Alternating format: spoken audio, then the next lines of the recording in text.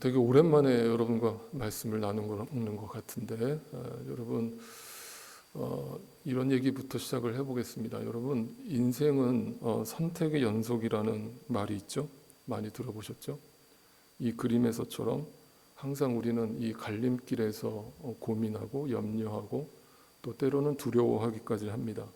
과연 어떤 선택이 가장 옳은 선택일지를 놓고 이것저것 따져볼 것들이 많죠. 그런데 여러분 우리가 이렇게 고민하는 이유는 뭐겠습니까? 그 어떤 선택의 기로에서 어떤 것이 나에게 더 유익이 될까를 고민하는 이유는 양쪽 다 어느 정도 장단점이 다 존재하기 때문이에요. 그래서 이 길을 선택해도 분명 장단점이 분명하고 이 길을 선택해도 장단점이 분명하기에 과연 이 선택이 나중에 나에게 어떤 결과로 다가올지가 우리는 늘 고민인 거예요. 그래서 주변 사람들한테 조언을 구하기도 하고 경험이 있는 사람들을 찾아가 보기도 하고 또 기도 부탁을 하기도 합니다. 그런데 여러분 이런 말씀을 드리죠. 사실 인생에서 이런 선택은 굉장히 우리를 당혹스럽게 하지만 만약 이것을 신앙적인 눈으로 우리가 어떤 선택을 한다라고 가정했을 때 그 신앙적 선택은 이 인생에서 우리가 선택하는 것처럼 어렵고 복잡할까요? 아니면 쉽고 간단할까요? 신앙적 선택. 어떤 것이 하나님의 뜻이냐, 어떤 것이 하나님의 뜻이 아니냐라는 선택을 놓고 여러분이 선택할 때 그것이 쉬울까요? 어려울까요? 네, 어떤 분들은 쉽다고 하시고 어떤 분들은 어렵다고 하시는데 저는 이렇게 말씀드려요. 의외로 되게 쉽습니다. 왜 쉬운지를 말씀드리죠. 여러분 그림을 하나 보여드리죠. 여러분 둘 중에 하나 선택하세요. 어디로 가시겠습니까? 어디로 가실래요? 네. 뭐 걱정하고 고민할 게 없잖아요. 너무 명확하잖아요. 우리 인간적인 눈으로 볼 때는 저 넓고 화려한 길이 나에게 100% 유익이 될 거라고 생각을 해요. 그래서 많은 사람들이 신앙적 선택 앞에서 그 넓은 문, 넓은 길을 선택합니다. 좁은 문, 좁은 길, 머리로는 알아요. 그리로 가야 된다는 거. 근데 절대로 안 갑니다. 제가 장담하죠? 절대로 안 갑니다. 고생하고 싶지 않습니다. 이 땅에 먹고 사는 것도 고생인데 신앙까지 고생하라면 나 그런 신앙 믿고 싶지 않습니다. 나 편한 길로 갈래요. 나 다른 사람들이 다 좋다라고 말하는 그 길로 갈래요. 이게 우리 인간의 선택이에요. 이것을 다른 말로 바꿔볼까요? 지난주에 우리 정 목사님 통해서 참 귀한 말씀 주셨는데 안타깝게도 이게 녹화가 안 돼서 저는 너무 서글프고 슬퍼요. 그 진짜 귀한 말씀이에요. 여러분 저도 창세기 강의할 때 여러분과 수도 없이 나눴던 말씀 중에 하나였죠. 선악과 에덴 동산에는 동산 중앙에 생명나무와 선악과 나무가 동시에 심겨져 있죠. 근데 인간은 뭘 선택했어요? 네, 선악과를 선택했습니다. 그러니까 인간은 끊임없이 절대로 생명나무 하나님이 기뻐하시는 쪽으로 가지 않는다라는 게 성경의 일관된 가르침이에요. 그러니까 여러분과 저의 모습이라는 거예요. 이게 누구만의 모습이 아니라 그러면 이렇게 생각해 보세요. 여러분이 일주일 동안에도 우리가 이 세상에 살면서 뭔가 고민을 하고 염려하고 뭔가 그것 때문에 잠 못 자고 슬퍼하고 아파하고 그 모든 이유는 뭐냐면 하나님의 뜻과 별개로 이 세상에서 내가 살아남기 위한 선택을 해야 되는데 그 선택을 하지 못했을 때 오는 염려와 근심과 걱정이에요. 그것 때문에 우리는 늘 고민하고 아파하는 거예요. 왜냐하면 이 넓은 문은 우리에게 뭘 가져다 줍니까? 축복을 가져다 줘요. 번영을 가져다 줍니다. 신비적인 역사를 보여줍니다. 병고침의 역사를 일으킵니다. 부자가 되게 해줍니다. 성공을 약속합니다. 만약 이런 기독교가 기독교라면 여러분 우리는 다 이런 기독교가 기독교인 줄 알고 여태까지 신앙생활했잖아요. 근데 그 성경이 말하는 좁은 문, 그 좁은 문은 너무나 작고 허름해서 아무도 관심조차 없는 그곳에는 뭐가 있어요? 십자가가 있어요. 죽음이 있습니다. 가난이 있어요. 실패가 있습니다. 다시 한번 여러분께 묻겠습니다. 여러분 어느 쪽으로 가실래요?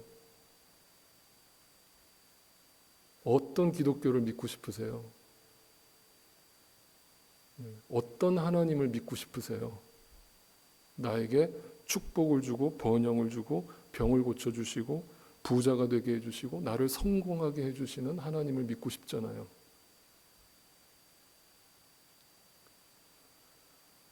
우리는 다 여기를 선택하는 거예요. 누구도 예외가 없어요. 다 여기를 선택하는 겁니다. 절대 여기에는 관심 없어요. 머리로만 알 뿐이에요. 절대 죽는 길로 가지 않습니다. 결정적인 순간에 나를 선택합니다. 절대 하나님의 뜻에 순종하지 않습니다. 이게 우리라는 거예요. 성경을 통해 확인해 볼까요? 마태복음에 예수님이 산상설교에서 이렇게 말씀하셨죠. 좁은 문으로 들어가거라. 이렇게 얘기하니까 마치 예수님이 야, 좁은 문으로 들어가려고 힘써봐. 거기로 가야 된다라고 우리의 선택을 종용하는 것처럼 그렇게 말씀이 오해되는데 이 뜻이 그 뜻이 아니라고 제가 산상설교할 때 풀어드렸습니다. 이 원어로 살펴보면 이건 무슨 뜻이냐면 선택권을 우리에게 주는 게 아니라 한번 해봐 이겁니다.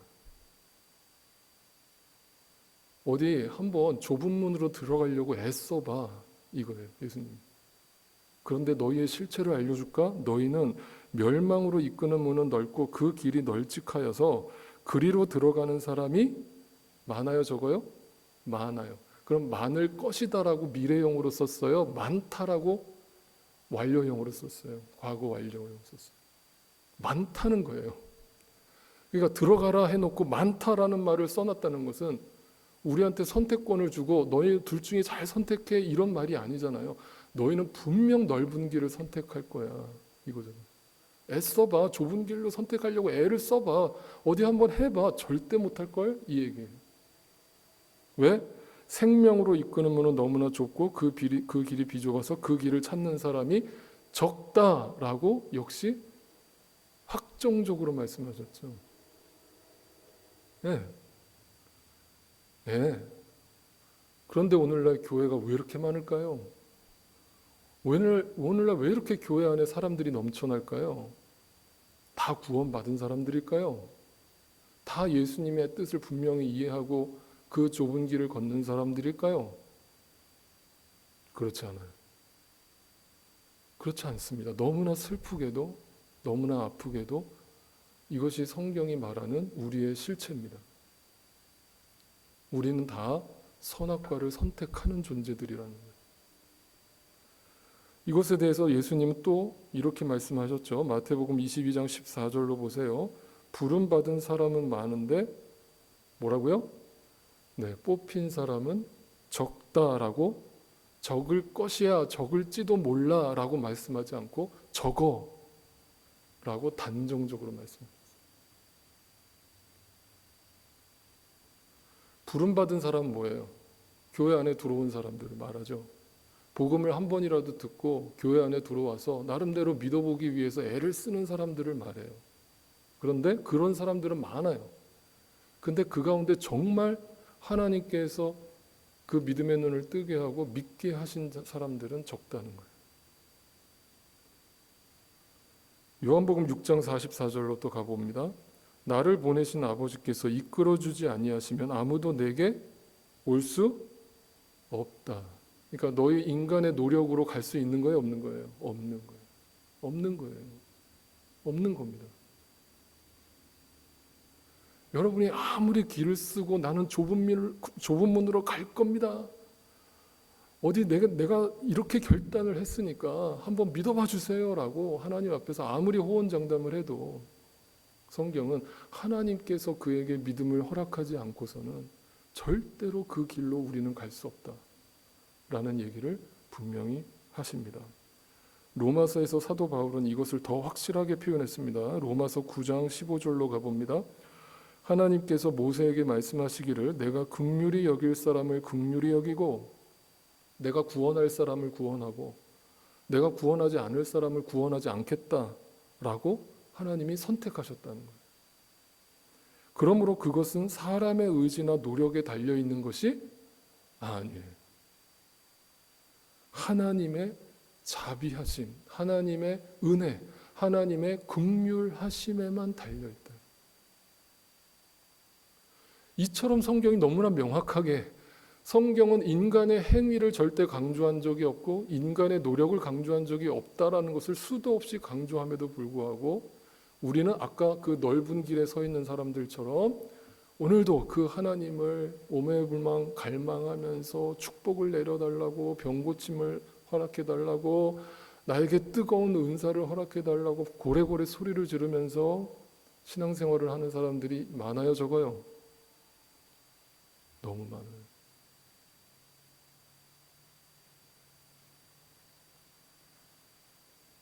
그러니까 여러분, 이렇게 성경을 정말 제대로 들여다보잖아요. 이렇게까지 말씀드려요. 우리가 할 수 있는 게 그럼 뭐예요? 우리 할 수 있는 게 뭐예요? 없어요. 너무 없어도 너무 없어요. 그러니까 심심한 거예요. 진짜 성경이 가르치는 기독교의 가치관은요, 인간을 정말 재미없고 심심하게 만드는 거예요. 그리고 자포자기하게 만들고 우울하게 만들고 낙심하게 만들어요. 구약을 여러분 읽어보세요. 구약 끝이 어떻게 끝나는지. 말라기서의 마지막이 뭐예요? 그 말라기의 결론을 딱 읽고 나서 우리가 내리는 결론이 뭐예요? 아, 나라고 하는 인간은 절대 답이 없구나라고 선포하고 끝나는 거예요. 그리고 구약의 모든 이야기는 전부 다 무슨 이야기를 우리한테 들려주는 거예요? 네, 예수 그리스도만이 너희에게 답이 된다는 것을 우리한테 예언하고 가르치고 있는 거예요. 그걸 표적으로서 보여주고 있는 거예요. 예수 그리스도가 너희에게 와야만, 그 은혜로만, 자비로만, 긍휼로만 너에게 하나님의 뜻이 허락될 것이다. 그것이 구원이다. 그러니까 그 구원은 인간의 머리로는 이해가 되지 않는 것이고 인간의 머리로는 계산이 안 되는 겁니다. 이것이 어떻게 논리적으로 설명이 됩니까? 그런데 또 사도행전 13장 48절을 보세요. 영원한 생명을 얻도록 정하신 사람은 모두 어떻게 됐다? 믿게 되었다. 사도 바울이 열심히 복음을 전했습니다. 가는 곳마다, 가는 도시마다 돌팔매질을 당하고 감옥에 투옥당하고 온갖 고초를 다 겪었지만 그럼에도 굴하지 않고 모이는 사람들마다, 만나는 사람들마다 복음을 전했습니다. 씨앗을 뿌렸어요. 그런데 다 예수를 믿던가요? 사도 바울 같은 기독교 2000년 역사의 가장 위대한 사도라고 불리는 사도 바울의 설교를 듣고 사람들이 다 구름대처럼 몰려들어서 대형 교회를 만들었다라는 이야기가 사도행전에 나오던가요? 아니요. 대다수의 사람들은 그 사도 바울의 말을 귓전으로 듣지도 않았어요. 오히려 돌팔매질을 했습니다. 무슨 쓸데없는 소리야. 근데 그 중에 하나님께서 이미 창세전부터 택하셨던 사람들은 그 사도 바울의 말씀을 듣고 주님께로 나아오더라. 그래서 성경에는 뭐라고 전도를 표현하고 있는 거예요? 전도는 어떻게 해서든 네가 저 사람을 설득해서 하나님께로 데리고 와라 이렇게 돼 있습니까? 아니에요. 너는 때를 얻든지 못 얻든지 그 때는 누구한테 있기 때문에? 하나님께 있기 때문에 너희는 그 씨앗을 뿌리라는 거죠. 그 사람이 하나님이 선택한 사람인지 선택하지 않은 사람인지는 우리는 몰라요. 우리는 모르기 때문에 우리는 전하는 것밖에는 우리의 몫이 없는 거예요. 그러니까 사람 가리지 말고 인종 가리지 말고 사람 내가 보고 저 사람은 복음 들어도 교회 와도 될 만한 사람, 저 사람은 교회 오면 안 될 사람, 내가 가르지 말고 그 선택은 하나님께 있으니 나는 그 때를 얻든지 못 얻든지 복음을 전하라는 거예요. 그리고 그 몫은 하나님께 있다. 근데 내가 전했는데 그 사람이 받아들이지 않고는 이제는 내 책임이에요, 내 책임이 아니에요. 내 책임이 아니에요. 근데 하나님께서 저 사람에게 복음을 전해라 라고 나를 먼저 부르셔서 나에게 복음을 주시고 말씀을 주시고 그 사람에게 보냈는데 나는 입도 뻥끗 안 하고 있다면 그 책임은 누구 책임이에요? 내 책임이에요. 내 책임이에요.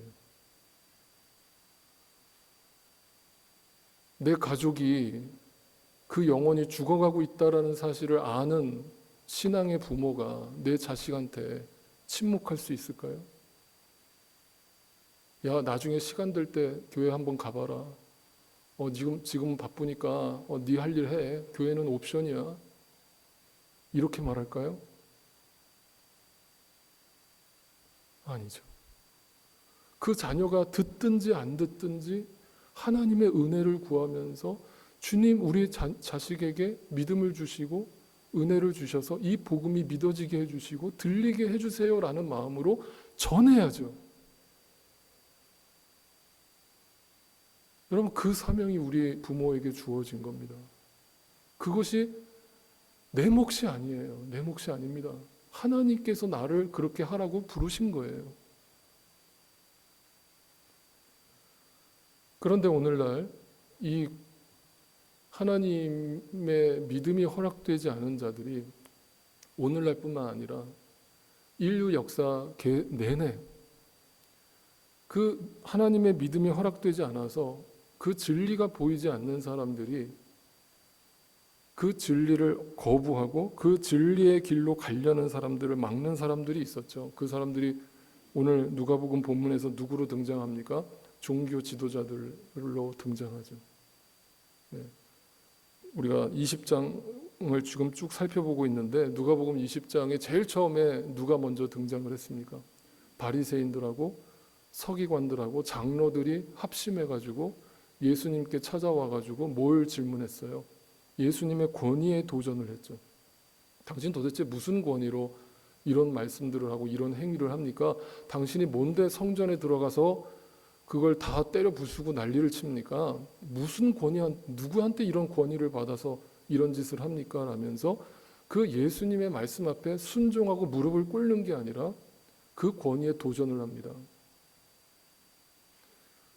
그리고 나서 지난주에는 2주 전에 제가 또 나눴던 그 데나리온을 예수님께서 가져오라고 그러면서 뭐라고 말씀하셨어요? 가이사의 것은 가이사에게, 하나님의 것은 하나님에게. 제가 뭐라고 말씀드렸어요? 그게 세금 열심히 바치라는 뜻이라고 그랬습니까? 아니라고 그랬죠.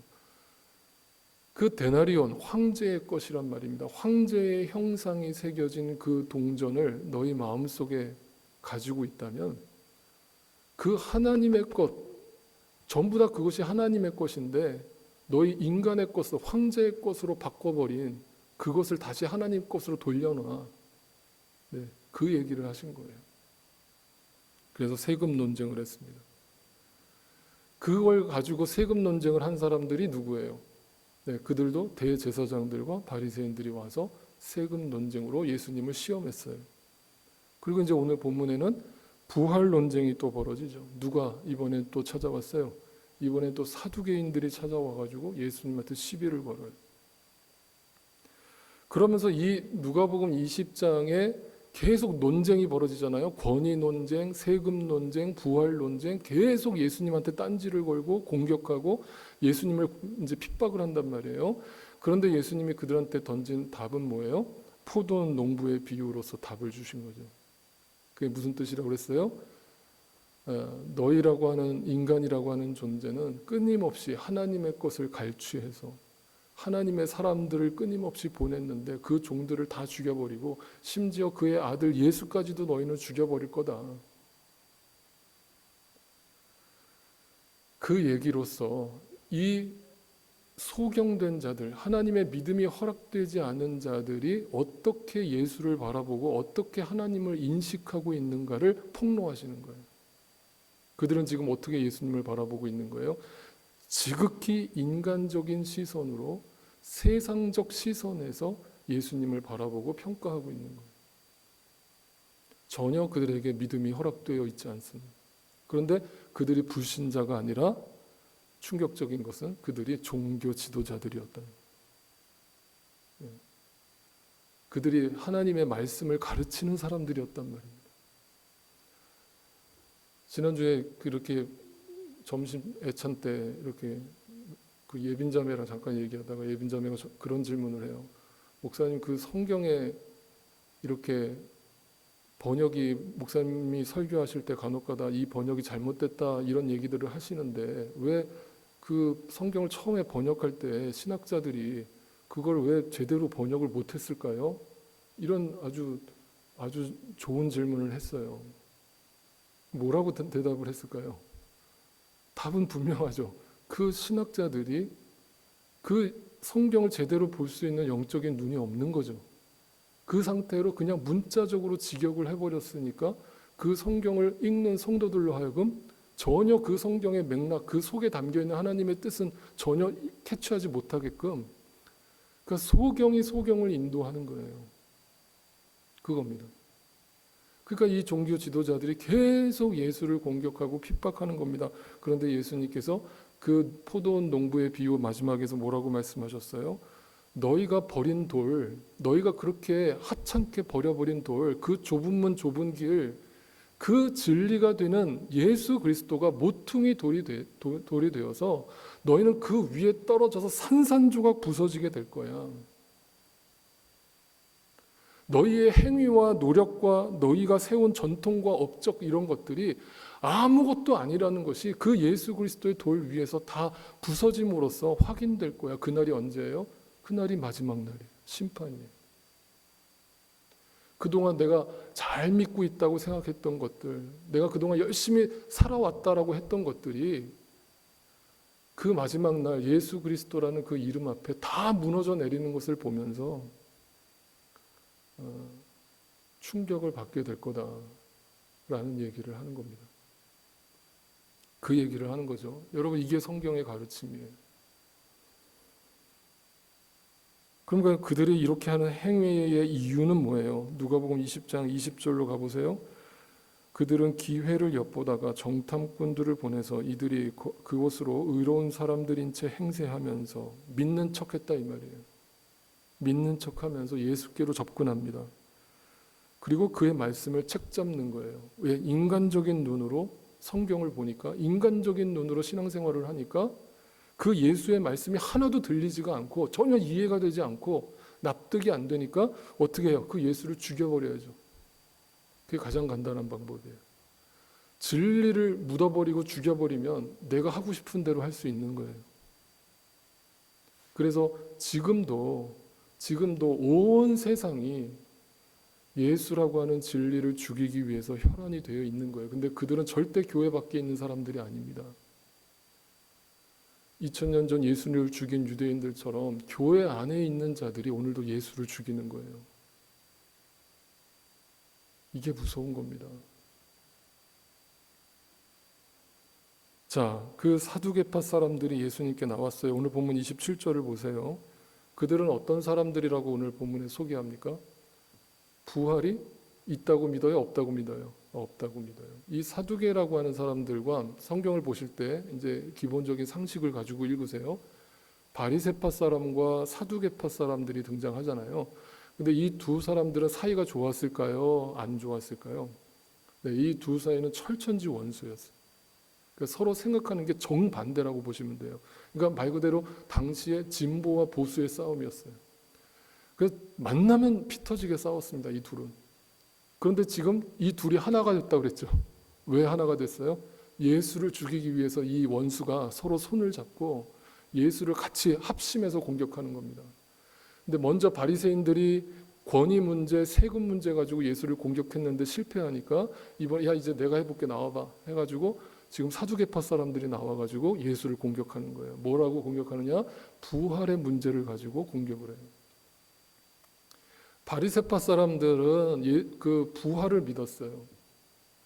그런데 이제 이것도 우리가 바르게 인식을 해야 되는 게 이 바리새파 사람들이 믿었던 부활은요, 우리가 성경에서 이해하고 있는 부활이 아닙니다. 그들이 믿었던 부활은 정확한 워드를 쓰면은 부활이 아니라 소생이라고 보는 게 맞아요. 그러니까 여러분 성경에서 나사로가 죽었다가 살아났죠. 이거는 부활입니까? 소생입니까? 우리는 그거를 부활의 의미로서 해석할 뿐이지 사실 그거는 엄연한 의미로 소생이에요. 그냥 육체가 살아난 거죠. 근데 성경이 말하는 부활은 뭐예요? 단지 육체가 살아나는 게 아니에요. 예수님이 부활하셨을 때 무슨 몸으로 부활하셨다고 기록되어 있어요? 네, 신령한 몸으로 부활하셨다고 되어 있죠. 그래서 예수님이 부활하셨을 때 사람들이 예수님을 알아봤어요? 못 알아봤어요? 못 알아봅니다. 바로 옆에서 와서 걷는데도 못 알아봐요. 그 엠마오로 가는 두 제자가 못 알아봅니다. 그리고 예수님이 제자들이 자기들 죽을까 봐 두려워서 문 걸어 잠그고 집에 꼭꼭 숨어 있을 때 갑자기 부활하신 주님이 그 집 한복판에 나타나시죠. 단지 육체가 소생한 것이 부활이었다면 예수님이 문 걸어 잠궜는데 어떻게 들어옵니까? 신령한 몸으로서 오셨기 때문에, 부활하셨기 때문에 그 시간과 공간을 초월해서 그곳에 나타나실 수 있었던 거예요. 그 빗장을 걸어 잠근 그 제자들의 집이 누구를 상징하는 거라고요? 예수에 향해서, 진리를 향해서 문을 걸어 잠그고 있는 우리의 심령을 상징하는 거라고요. 우리가 예수님을 모셔드린 게 아니라, 우리가 믿고 선택한 게 아니라, 예수님이, 부활하신 예수님이 문을 꼭꼭 걸어 잠그고 두려워서 벌벌 떨고 있는 우리의 심령 속에 문을 뚫고 들어오신 거란 말이에요. 그게 은혜란 말입니다. 어느 날 갑자기 내 중심에 그분이 서신 거예요. 그걸 부활이라고 합니다. 그런데 이 바리새인들은 그냥 인간이 다시 살아날 것이다, 육체가 부활할 것이다, 소생할 것이다 정도에서 믿고 있었던 거고, 이 사두개인들은 아예 그 소생 자체를 믿지 않았어요. 이 사람들은 어떤 사람들이냐면 굉장히 이성적인 사람들이에요.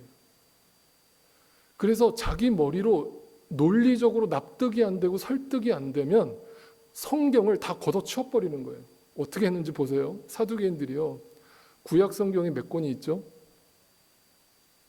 네? 그거 아시죠? 39권이 있잖아요. 39, 27, 39권이 있어요. 39권이 있는데 이 사두개인들은 39권의 구약 성경을 다 믿을까요? 성경으로? 아닙니다.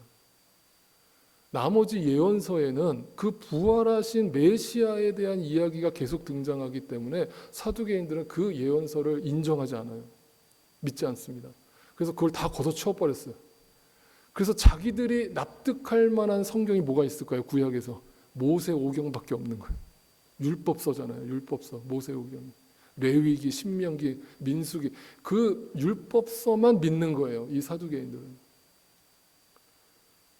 그러니까 부활이라는 거, 사람이, 죽은 사람이 다시 살아난다라는 거는 이 사두개인들의 머리로는 이해가 안 되는 거예요.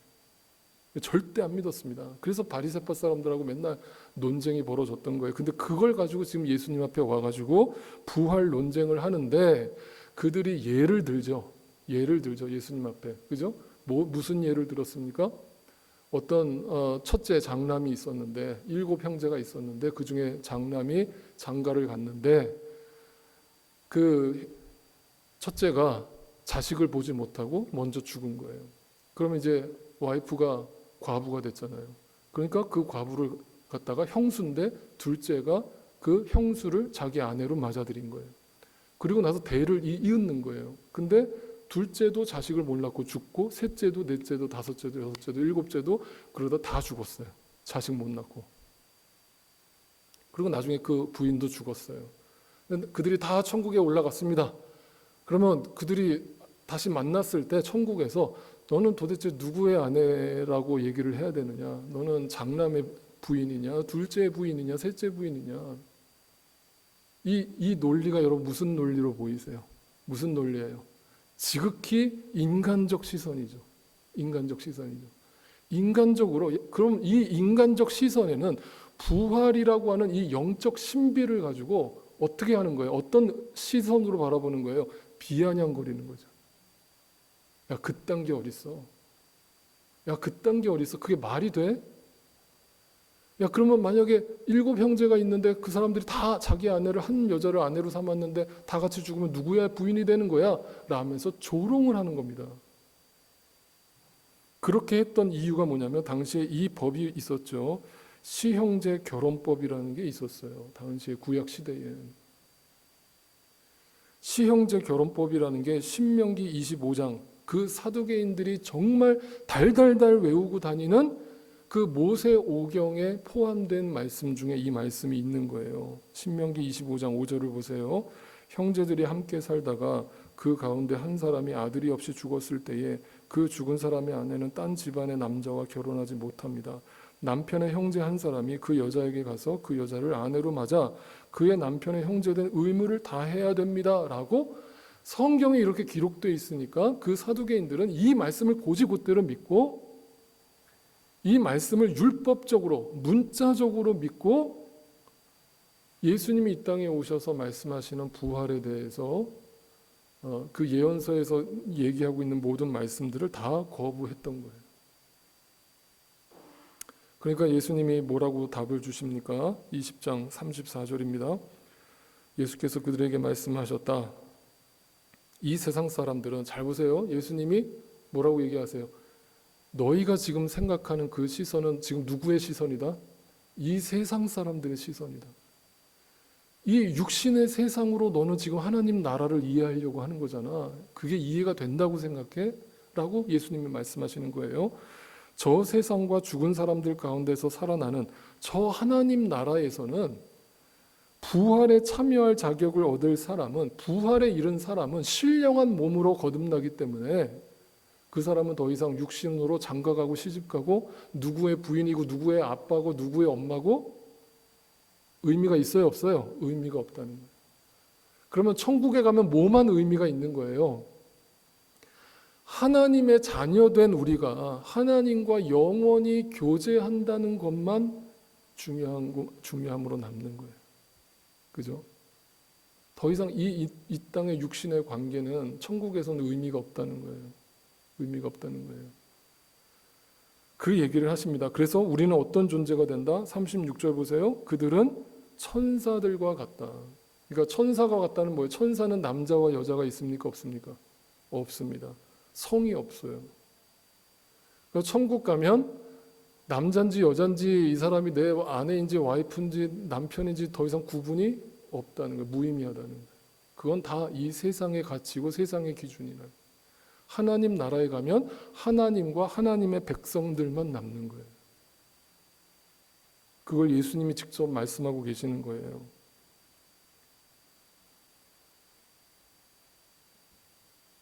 그러니까 어떤 분이 그런 얘기도 하셔요. 자기가 너무 반려견을 너무 사랑하는데 목사님 천국 가면 반려견을 다시 만날 수 있을까요? 네, 참 제가 뭐라고 답을 해야 될지 모르겠어요. 그 반려견을 얼마나 사랑하면 그렇게 질문을 하겠어요. 그 마음은 100% 이해가 됩니다만 저도 반려견을 키워봤고, 그러나 성경적으로 답을 드린다면 의미가 없습니다. 아무 의미가 없습니다. 그냥 예수 그리스도를 아는 그 관계만 영원히 남는 것입니다. 자, 이렇게 말씀하신 이유가 뭔지를 잘 들어보세요. 여러분, 우리가 살고 있는, 우리가 지금 눈으로 보면서 살아가는 이 세상은요, 성경의 시선으로 보면 진짜일까요? 가짜일까요? 네, 그거 아시겠죠? 여러분이 지금 눈으로 보면서 살아가는 이 세상의 모든 것은요, 성경의 가르침으로 보면 다 가짜예요. 그걸 성경이 어떻게 표현하는지 보세요. 골로새서 2장으로 가봅니다. 그러므로 먹고 마시는 일이나 명절이나 초승달 축제나 안식일 문제, 뭐예요? 다 이 땅에 우리가 먹고 사는 문제죠. 여러분이 이 땅에서 고민하고 막 갑론을박하고 이게 옳으냐 저게 옳으냐 막 피 터지게 싸우고 했던 그 모든 문제들이 아무도 여러분을 심판하지 못하게 하십시오. 그걸로 판단하지 마세요. 그거 아무것도 중요한 게 아닙니다. 이 얘기예요. 그러면서 뭐라고 해요? 이런 것들은, 이 눈에 보이는 것들은 장차 올 것들, 뭐예요? 장차 주님의 나라가 이 땅에 임하면 다 사라질 것들. 그리고 뭐예요? 그것은 그림자일 뿐이고 실체는 뭐밖에 없다? 그리스도만 남는 거다. 이게 되게 중요한 얘기예요. 그러니까 여러분이 평생 신앙생활을 하셨다. 성경을 나름대로 열심히 읽고 묵상하고 공부하셨다. 그러면 그 성경의 구약에 나오는 모든 역사적 이야기, 거기에 예언된 이야기, 모든 누구 사람에 대한 이야기, 그 모든 이야기도 다 그림자인 거예요. 그 구약의 모든 말씀도 그 속에 감춰져 있는 뭘 봐야 되는 거예요? 예수 그리스도를 봐야 되는 거예요. 근데 이걸 못 보니까, 이게 눈이 가려져 있으니까 구약 성경을 읽으면서 축복받아야 되겠다. 아, 윤리도덕적으로 깨끗하게 살아야 되겠다. 아, 남들 도우면서 열심히 살아야 되겠다. 이렇게 읽어버리는 거예요, 구약을. 그게 다 소경이란 말입니다. 그 그림자만 보고 실체를 보지 못하는 거예요. 그래서 지난주 정 목사님이 말씀하셨던 나하만 장군의 이야기도 병 고침에 대한 이야기가 아니라, 아시겠습니까? 그 안에서 예수 그리스도를 보셔야 된다는 거예요. 아시겠습니까? 구약의 모든 이야기 속에서 여러분이 그 속에서 예수 그리스도를 발견해내지 못한다면 여러분 지금 그림자를 보고 신앙생활하고 있는 거예요. 그 얘기를 하는 겁니다. 그런데 지금 사두개인들, 성도들을 가르치고 말씀을 가르친다라고 하는 그 종교 지도자들이 성경을 문자적으로 읽어버리고 부활이 없다는 둥, 그 부활이 그냥 육체적 소생이라는 둥 그러면서 와가지고 예수님한테 이 부활 논쟁을 가지고 시비를 거는 거예요. 가짜가 진짜 앞에 시비를 거는 겁니다. 그럼 어떻게 돼요? 결과가 진짜인 모퉁이 돌 앞에 가짜인 돌이 와서 부딪혔잖아요. 어떻게 돼요? 가짜가 산산조각 부서진단 말입니다.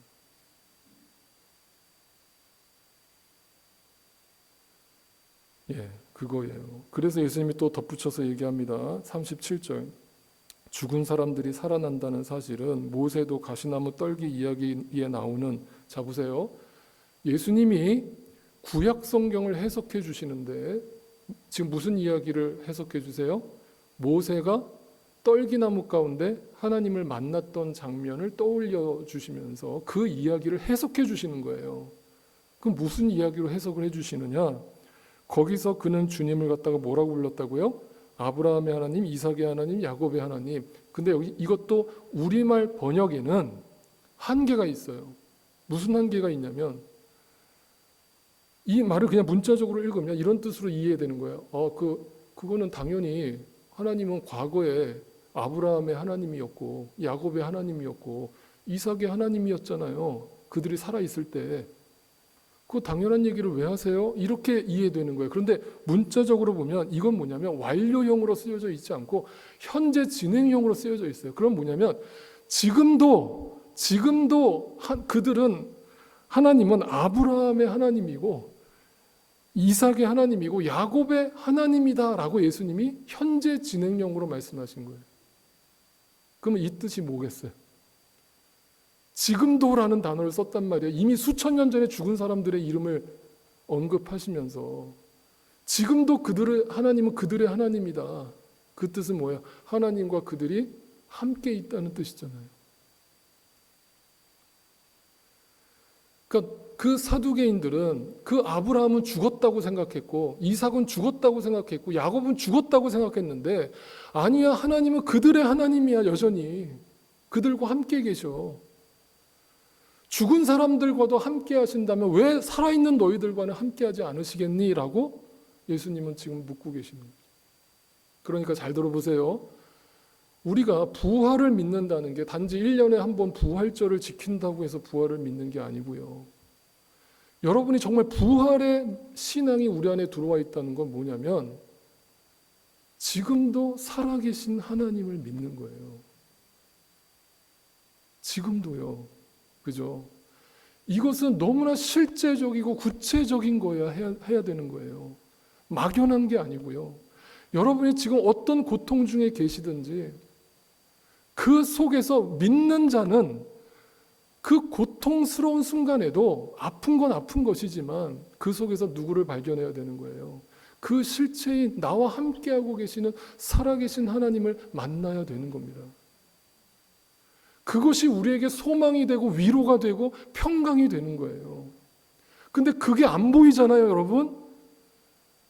그러면 신앙 따로, 삶 따로가 되는 거예요. 이게 무서운 겁니다. 여러분, 그게 소경입니다. 지금도 살아계신 하나님이 보이지 않는 거예요. 그러면 내 육신의 현실밖에 안 보입니다. 육신의 현실밖에 안 보이면요, 그냥 답답하고 절망적인 것밖에 없는 거예요. 우울한 것밖에 없는 겁니다.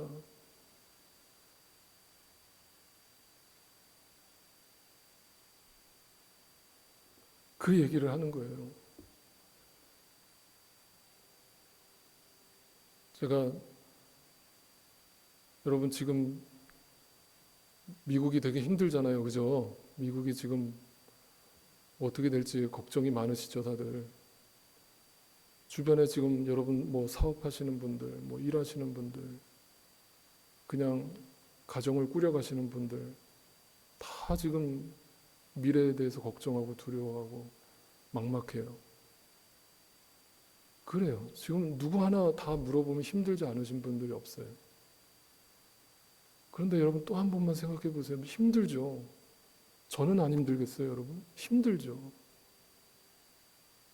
그런데 그럼에도 불구하고 우리에게 하나님께서 믿음을 허락해 주셨다는 게 뭐예요? 뭘 바라보게 하시는 거예요, 하나님께서?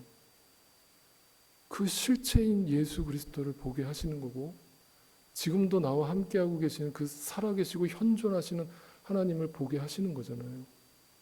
거기에서 소망을 찾는 거잖아요. 네. 그럼 그걸 내가 애쓴다고 되는 거냐고요? 안 됩니다. 안 돼요. 하나님께서 여러분에게 그 믿음을 허락해 주시기를 오늘도 기도하는 겁니다.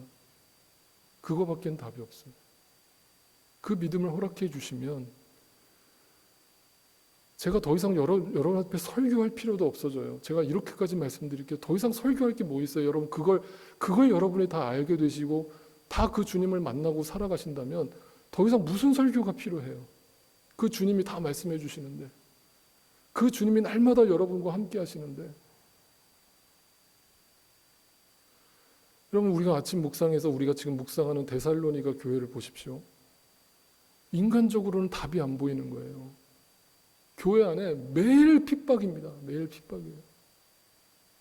유대인들이 교회 안에 막 예배 드리고 있는데 뛰어들어와가지고 막 믿는 성도들 끄집어내는 거예요. 머리 끄집어 잡고 끌어내는 거예요. 그거 다 사자밥으로 죽여버리는 겁니다. 어제는 우리 부모님이 끌려갔고 내일은 내 자식이 끌려가는 겁니다. 그런 상태에서 신앙생활을 하고 있는 거예요, 데살로니가 교인들이. 그러니까 내일이 얼마나 무섭고 두려워요. 사는 게 얼마나 두렵습니까? 그러니까 그 틈을 타고 사탄이 가만히 있질 않고 그 안에, 그 교회 안에 들어와 가지고 뭘 불어넣어요? 시한부 종말론을 불어넣는 거예요. 야, 너희 인생 얼마나 고달프냐, 얼마나 절망적이냐, 얼마나 오늘의 시간이 답이 없냐, 하나님 곧 오신다, 언제 오신다, 그러니까 다 버리고 그 곧 오실 재림 예수를 기다려라 라면서 시한부 종말론을 퍼뜨리는 거예요. 그것 때문에 막 믿음이 흔들리는 겁니다.